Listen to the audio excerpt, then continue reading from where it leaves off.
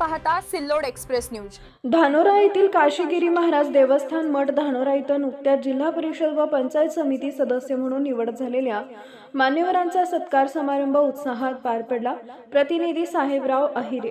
सिल्लोड तालुक्यातील धानोरा इथं जिल्हा परिषद सदस्य म्हणून निवड झाल्याबद्दल राधाकृष्ण माधवराव काकडे तसेच पंचायत समिती सदस्य वृषाली सुनील पाटील मिरकर यांच्यासह भराड सचिन तेजराव वाघ माहीन इंद्रिस मुलतानी अनिता ज्ञानेश्वर मोठे पुष्पाताई प्रकाश काळे अनिता सुरेश बंडकर अनुराधा गणेश गवळे नेहा सुमित खरात तुळसाबाई अंकुश कोठाळे तेजस्विनी संजय जगताप सुमित्रा सुदाम बनसोड भगवान शेठफड आहेर गजानन सांडू जाधव नारायण शिवाजी खोमने आणि त्यांच्या सहकार्यांचा सन्मान करण्यात आला। तसेच शेनपळ पाटील शिरसाट समाधान नितीन पाटील गाडेकर दीपक शिरसाट अण्णा गाडेकर गजानन इलेक्ट्रॉनिक सुनील शिरसाट यांचाही विशेष गौरव करण्यात आला। या प्रसंगी मान्यवरांनी जनतेच्या विश्वासाला पात्र ठरवत विकास कामांना प्राधान्य देण्याचा निर्धार व्यक्त केला।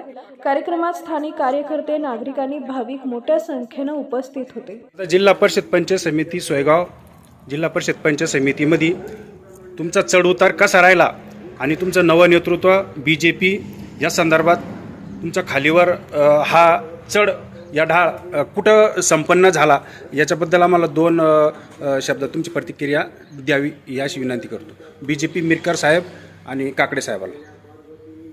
या ठिकाणी आमचा म्हणजे मतदारांनी आम्हाला आमच्या वृषालीताई मिरकर व मला राधाकृष्ण काकडे आम्हाला दोघांना बी एकदम भरघोस मताने या ठिकाणी विजयाचा कौल दिलेला आहे। आणि या ठिकाणी हा कौल जो भारतीय जनता पार्टीच्या माध्यमातून या ठिकाणी आम्हाला देण्यात आला। जरांगे पाटलाचे बरेच दिवस समर्थक होते तुम्ही, त्याचा तुम्हाला काही म्हणजे काही तुम्हाला त्याचं श्रेय भेटलं का? आता ही निवडणूक 18 पगड जातीच्या सर्व जाती धर्माच्या मतदार बांधवांनी घेतली। मिरकर साहेबांनी नगर परिषद लढवली, त्यानंतर असं वाटलं होतं की मिरकर साहेब कुठेतरी ढसाळले, पण मिरकर साहेबांना सुद्धा बाजी मारली। दोघांची ही या सर्व समाजाची या दोघांची या सगळं तुमचे आता गेस्ट आहे जेवढे कार्यकर्ते आहे त्यांचा तुम्हाला भरगच प्रतिसाद राहिला का? काही कुठेतरी चढ उतारचा तुम्हाला काही अनुभव काही घडला काही मध्यस्थी काळी एवढ्या 10-12 दिवसाच्या प्रचाराच्या ह्या विधीमध्ये असं काही वाटलं का की मी आता थोडंसं नाही मला नाही आता काही खाली केव्हा पडणार आहे केव्हा आता मी येऊ शकतो का, असं दुसऱ्या व्यक्तीच्या बद्दल तुम्हाला काही पक्षाच्या बद्दल? कारण की पुढची जे टप तुमच्या फाईट होती समोरच्या व्यक्तीच्या, कारण की आता रनिंग आमदार आहे, रनिंग आमदाराच्या आणि तुमचा फार म्हणजे फार असा फरक आहे, 90 ते 100 जमिनी आसमानचा फरक आहे त्याला आपल्या मराठी भाषेत म्हणायचं ठरलं तर त्याबद्दल तुम्हाला काही त्याचं बेनिफिट किंवा तुम्हाला त्याचा दबदबा किंवा दबाव होता का असं ह्या कारणानुसार की तुमची निवडणूक पहिली होती आणि मिरकर साहेबांना त्याचा भरपूर अनुभव होता? ती मिरकर साहेबाचं बी प्रतिक्रिया जाणून घेऊ। तुम्हाला दोघायला पण सर मिरकर सरांना पण तुम्हाला हो काय जिल्हा परिषद पंचायत समितीच्या निवडणुका झाल्या। आत्ताच तुम्ही सांगितलं नगरपालिकेचा विषय घेतला तर नगरपालिकेच्या निवडणुका शहरामध्ये होत्या आणि शहरातलं जाती समीकरण आपल्याला माहीत असेल, त्या ठिकाणी जाती समीकरण फार थोडेसे म्हणजे वेगळे आहे। त्या ठिकाणी आमदारातून सत्ताच्या नातेवाईकांचं मतदान जवळपास 28,000 आहे आणि आमच्या नातेवाईकांचं सर्व 18 पगड जातीचे जे आहे तर ते 25,000 आहे।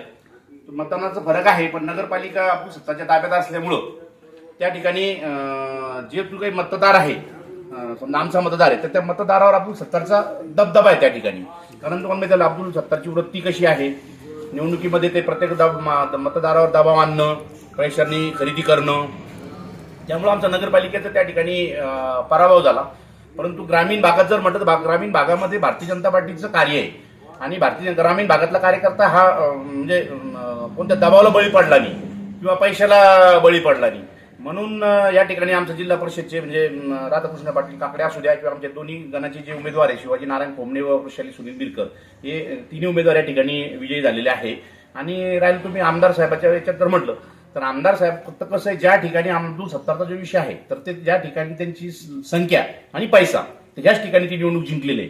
तसं जर पाहिजे आंबाई जर म्हटलं तर त्या ठिकाणी नाणेगाव असू द्या, दंदळा असू द्या, शेखपुरा असू द्या, या ठिकाणी आंबाई असू द्या, ठिकाणी मुस्लिम संख्या जास्त असल्या त्या ठिकाणी ती जागा जिंकलेली आहे। मग त्या अजिंठाचं उदाहरण घ्या, अजिंठ्यात तेच समजा 30 संख्या आहे, शून्यामध्ये तीच आहे, म्हणजे जिथं जातीय समीकरण त्यांच्या बाजूने आहे त्या ठिकाणी ती निवडणूक जिंकलेले आहे. तेच जातीय समीकरण शहरात आहे, म्हणून ते शहरातली निवडणूक ते जिंकलेले आहे.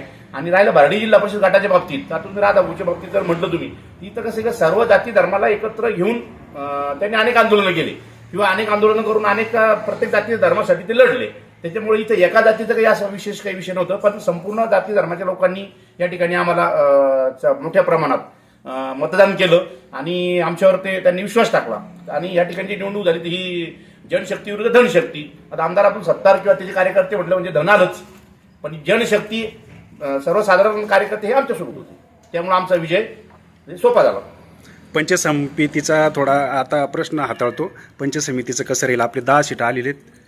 विषय नक्कीच काय? आमची सोयगावची पंचायत समिती अब्दुल सत्तार ताब्यात होती, ती आमच्या ताब्यात आलेली आहे. Yes. ही पण पंचायत समिती जी आहे ती भारतीय जनता पार्टीच्या ताब्यात आलेली आहे. अगोदरही भारतीय जनता पार्टीच्या ताब्यातच इथं कौल ग्रामीण भागातला मॅक्झिमम कौल जो असतो तर तो भारतीय जनता पार्टीचा पारड्यात असतो, म्हणजे पारड्यात मतं टाकलेली असतात.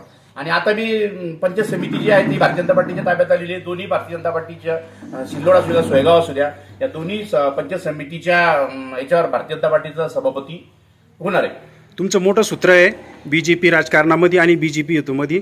तर मोठ्या साहेबाचं कसं राहील? आता हा 4था पंचवार्षिक आहे जिल्हा परिषदचा मोठ्या साहेबाचा, तरी काही पदाची किंवा काही फळाची अपेक्षा आहे नाही, का? कसं आहे, आता तुम्ही एक लक्षात घ्या की मग सिल्लोड विधानसभा जर बघितली तर एका मोठ्या म्हणजे वृत्तीच्या विरोधात, जे समाजाच्या विरोधातली वृत्ती आहे किंवा चुकीचं राजकारण करतात, अशाच्या विरोधात आम्ही या ठिकाणी लढतोय. म्हणजे नाव घ्यायला हरकत नाही. आमदार अब्दुल सत्तारची वृत्ती कशी आहे, आमदार अब्दुल सत्तारचं ऑल महाराष्ट्रामध्ये कोणत्या प्रकारे नाव म्हणजे घेतलं जातं आणि कशी चांगल्या कामासाठी घेतलं तर खराब कामासाठी घेतलं ते आपल्या सर्वांना माहिती आहे. आणि त्या वृत्ती समोर जर लढायचंय तर या ठिकाणी आम्हाला ताकद मिळालीच पाहिजे. मग ती जिल्हा परिषदच्या याच्यामध्ये, जिल्हा परिषदमध्ये असू द्या, अध्यक्षपद म्हणा किंवा सभापतीपद म्हणा, हे मॅक्झिमम सिल्लोड तालुक्याचा विचार झाला पाहिजे. सिल्लोड तालुक्याला ते पद जास्तीत जास्त मिळाली पाहिजे अशी आमची सर्वांची अपेक्षा असणारच आहे ना.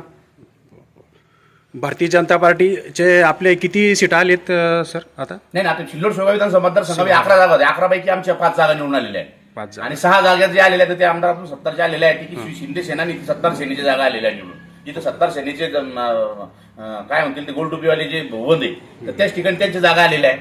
आणि पंचायत समिती आम्ही घेतला तर पंचायत समिती आमची ताब्यात आली म्हणजे आमची भाजपच वर्चस्व आहे समजावं लागेल तुम्हाला विधानसभा मतदारसंघामध्ये. धन्यवाद साहेब, तुमची जबरदस्त प्रतिक्रिया दिल्याबद्दल आणि भरघोस मताने निवडून आल्याबद्दल तुमचं अभिनंदन. आणि सर्व सहकारी तुमच्या आमच्या पिंपरी गावहून तुम्हाला भेट देण्यासाठी आलेले व तुमचं स्वागतासाठी आलेले यांचंसुद्धा शब्दसुमरानं स्वागत करतो आणि इथं माझी भेट. धन्यवाद.